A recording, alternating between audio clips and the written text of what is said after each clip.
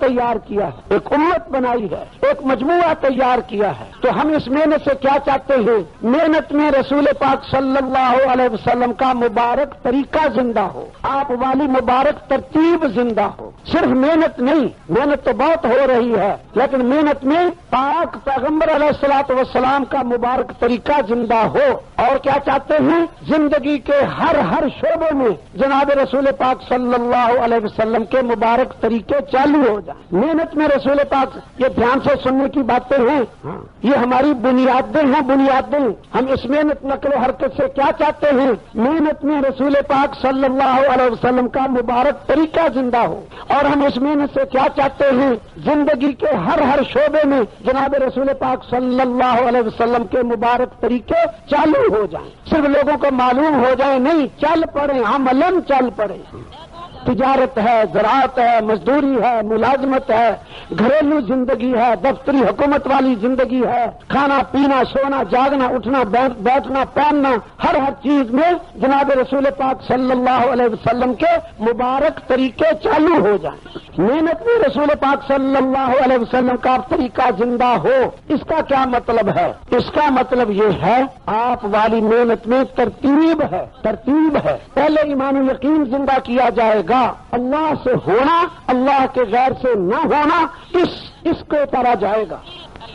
اللہ پاک نے دین زندہ ہونے کے لیے رسول پاک صلی اللہ علیہ وسلم کا طریقہ شرط قرار دے دیا، اور کامیابی کے لیے دین کا زندہ ہونا، زندگی میں آنا، یہ قرار دے دیا۔ دین کے ایک طرف محنت کو جوڑ دیا، دوسری طرف کامیابی کو جوڑ دیا۔ کامیابی بغیر دین کے نہیں، دین بغیر محنت کے نہیں۔ محنت نبیوں والی ہو اور نبیوں والا طریقہ ہو۔ نبیوں والا طریقہ کیا ہے؟ سب سے پہلے ایمان و یقین زندہ کیا جائے گا، اللہ سے ہونا، اللہ کے غیر سے، اللہ کے ارادے کے بغیر نہ ہونا۔ یہاں تک فرما گئے پاک پیغمبر علیہ السلام، وَإِذَا سَأَلْتَ فَاسْأَلِ اللَّهَ، کچھ مانگنا ہو اللہ سے مانگ۔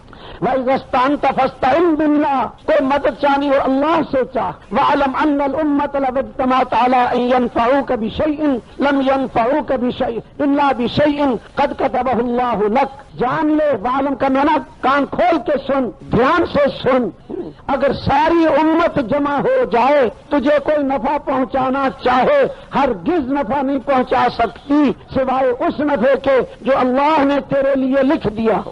اور پھر فرمایا وَلَوِ اجْتَمَعُوا عَلَىٰ أَن يَضُرُّوكَ بِشَيْءٍ لَمْ يَضُرُّوكَ إِلَّا بِشَيْءٍ قَدْ كَتَبَهُ اللَّهُ عَلَيْكَ۔ اگر ساری امت جمع ہو جائے، تجھے کوئی نقصان پہنچائے، ہرگز کوئی نقصان نہیں پہنچا سکتے سوائے اس کے جو اللہ نے تیرے اوپر لکھ دیا ہو۔ بِشَيْءٍ، علماء جانتے ہیں شیئن کی تنوین، یہ تنوین تحقیر ہے، چھوٹا سا نفع بھی نہیں پہنچا سکتے، چھوٹا سا نقصان بھی نہیں پہنچا سکتے سوائے اس کے جو اللہ نے تیرے لیے مقدر کر دیا۔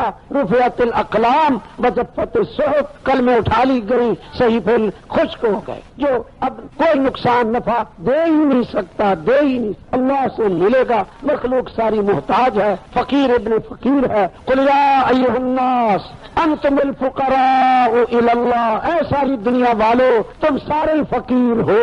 بادشاہ بھی فقیر ہیں، وزراء بھی فقیر ہیں، اغنیاء بھی فقیر ہیں، فقیر تو ہے ہی فقیر، فقیر تو ہے ہی فقیر۔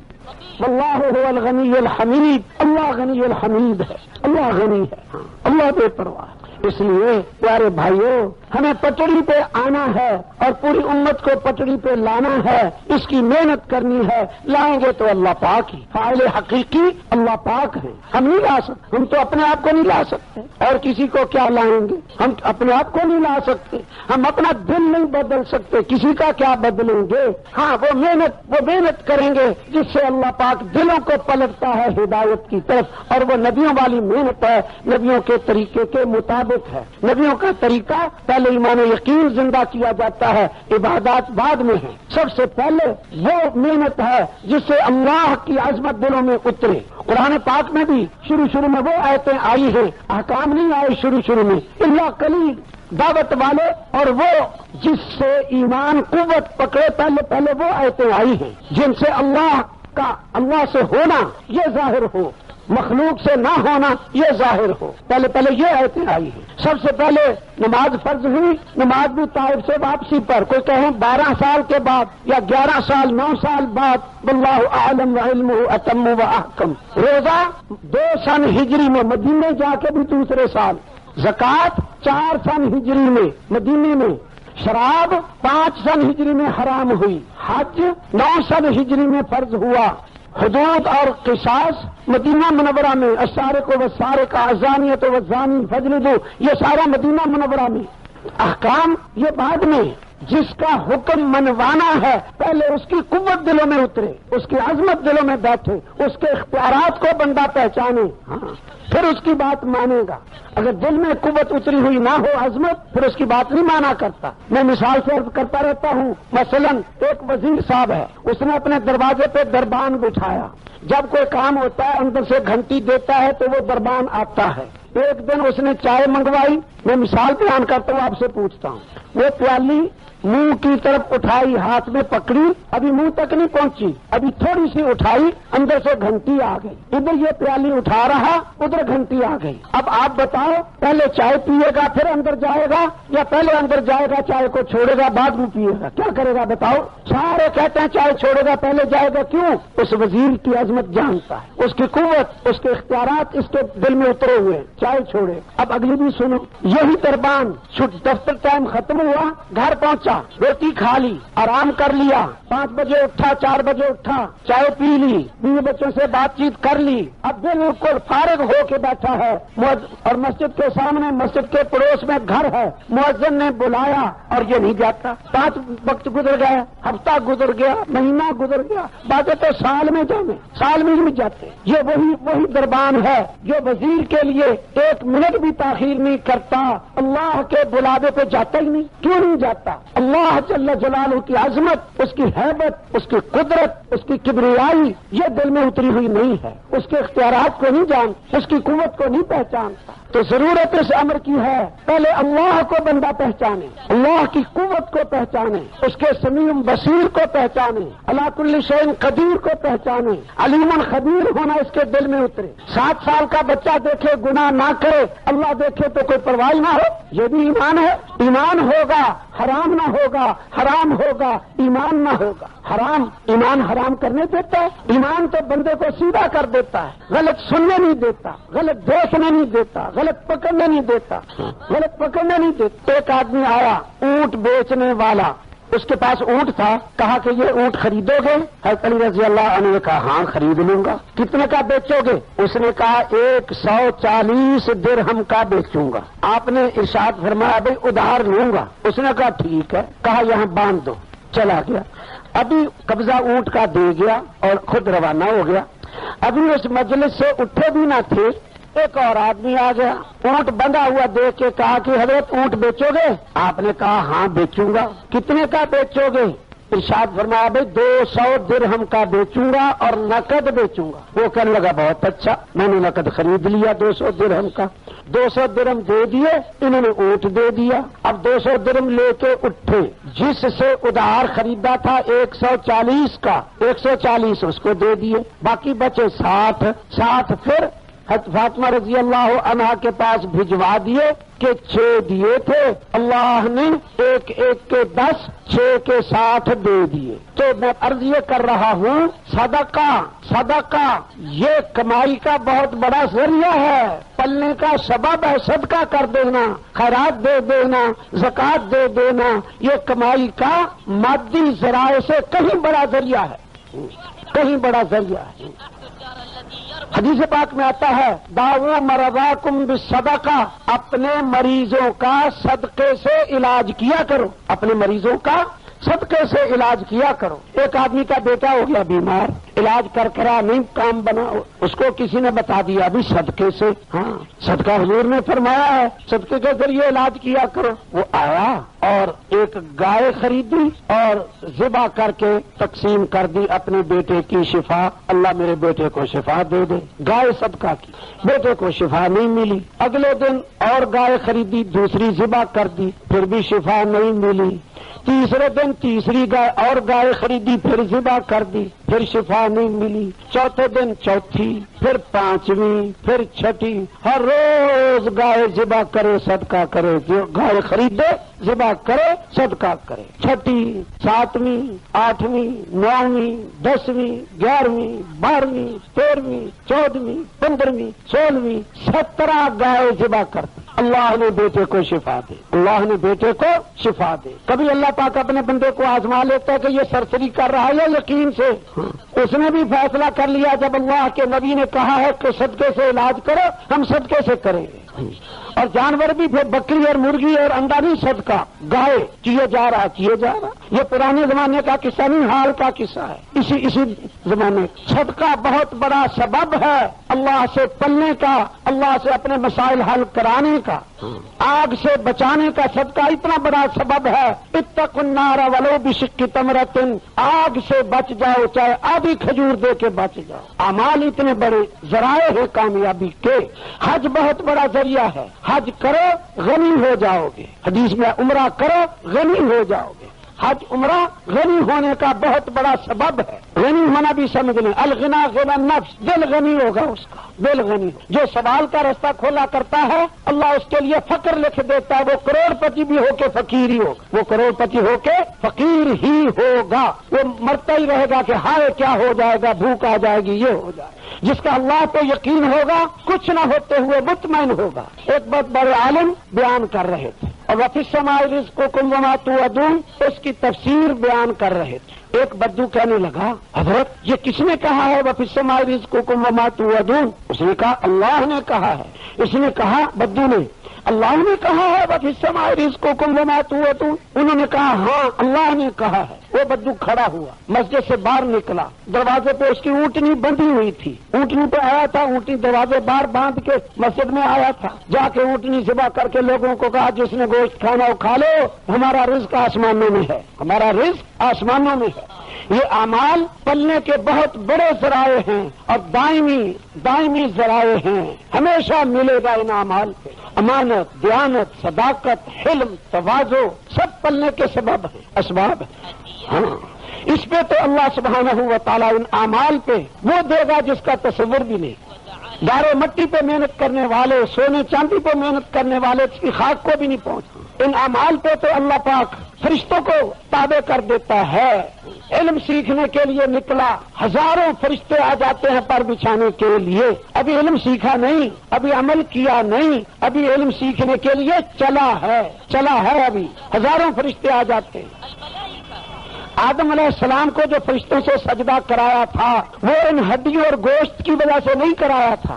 ہڈیوں کے اندر جو خون ہے، جو معدے میں پیشاب پاخانہ ہے، اس کو سجدہ نہیں کرایا تھا۔ کوئی اور جوہر تھا اندر جس کی وجہ سے سجدہ کرایا تھا، وہ یہ صفات تھی، وہ یہ اعمال تھے، اس وجہ سے فرشتوں کو کرایا تھا۔ ایمان والے کے آگے اللہ نے فرشتے جھکا دیے۔ آج ایمان کے لیے، علم سیکھنے کے لیے چلے، اللہ فرشتوں کو پر بچھانے لگا دیتا ہے، تو ایمان اعمال پہ محنت کرنے والے کے ملائکہ تابع ہو جاتے ہیں۔ ملائکہ تابع ہونا کا کیا مطلب؟ یہ ساری کائنات کی چیزیں مسخر ہوتی ہیں۔ فرشتے کوئی ہواؤں پہ مقرر ہیں، ہواؤں پہ اللہ نے ان کو اختیار دیا، کوئی پہاڑوں پہ، کوئی بادلوں پہ، کوئی زمین آسمان کی یہ بیچ کی چیزوں کے، کوئی تو یہ ساری چیزیں فرشتے تابع ہوئے، یہ ساری چیزیں تابع ہوئیں تو مادہ پرست سارے جھکیں گے ایمان اعمال والے کے آگے۔ ملائکہ جھکے، یہ چیزیں جو مسخر ہیں یہ جھکی تو جن جو ان کے تابع ہیں، ان چیزوں کے پرست ہیں، جو ان چیزوں کے یہ سب کو اللہ اس ایمان والے کے آگے جھکائے گا۔ بادشاہوں کو فقیروں کے آگے جھکائے گا۔ ایک اللہ والا بیت اللہ میں بیٹھا ہوا تھا، بادشاہ ملنے آیا، مل کے بات کر آ کے اخیر میں کہنے لگا حضرت کوئی حاجت ہو، ضرورت ہو؟ اللہ والا کہنے لگا اللہ کے گھر میں بیٹھا ہوں، اللہ کے غیر کے آگے اپنی حاجت بیان کروں مجھے شرم آتی۔ بیٹھا ہوں اللہ کے گھر میں اور حاجت بیان کروں اللہ کے غیر کے آگے، مجھے شرم آتی۔ بادشاہ چلا گیا، باہر جا کے دروازے سے باہر انتظار کرنے لگا کہ اللہ والا جب باہر آئے گا تو باہر پوچھوں گا۔ اللہ والا اپنے وظائف اور جو کرنا تھا ذکر اذکار پورا کر کے جب اپنی مرضی سے باہر نکلا تو آگے بادشاہ پھر ملا، حضرت اب تو بیت اللہ سے باہر آ گئے ہو، اب کوئی ضرورت حاجت؟ اللہ والا کہنے لگا تو مجھے دین دے گا یا دنیا دے گا؟ کیا دے گا؟ اس نے کہا جی دین تو آپ لوگوں کے پاس ہے، ہمارے پاس تو دنیا ہے۔ اللہ والے نے کہا دنیا جس کی ساری ہے ہم نے کبھی اس سے بھی نہیں مانگی، یہ کہہ کے یہ جا وہ جا، تجھ فقیر سے کیا مانگے؟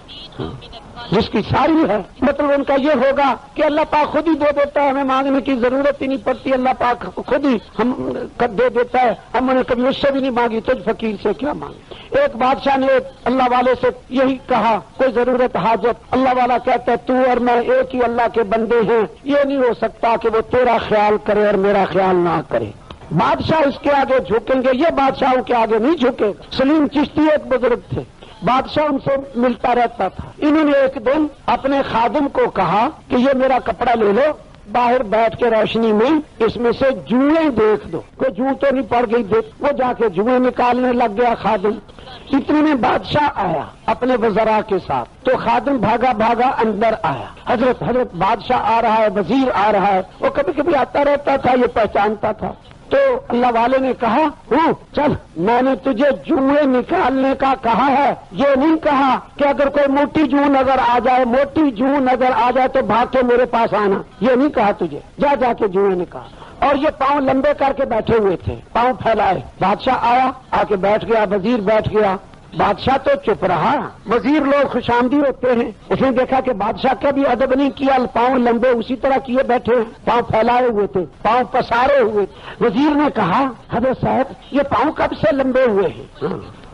اللہ والوں نے کہا جب سے ہم نے اپنے ہاتھوں کو سکیڑا ہے، اپنے ہاتھوں کو کھینچا ہے مخلوق سے، اس وقت سے یہ پاؤں پھیلائے ہیں، ہمیں تم سے لینا نہیں، تمہارے آگے ہاتھ نہیں بڑھانا، اس لیے پاؤں بڑھائے۔ اللہ سے ہونے کا یقین آ جائے پھر انسان بنتا ہے۔ یقین جانو اس کی زندگی قابل رشک بن جاتی، اس کی زندگی قابل رشک بن جاتی۔ اس وقت ساری دنیا اللہ قلیل مادے کے پیچھے دوڑ لگی ہوئی۔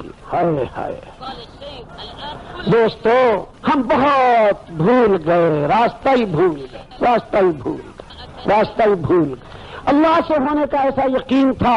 حضرت عائشہ رضی اللہ عنہا کے پاس 80,000 آئے، ایک ہی دن میں سب خرچ، ایک درہم گوشت منگانے کے لیے بھی نہ رکھا۔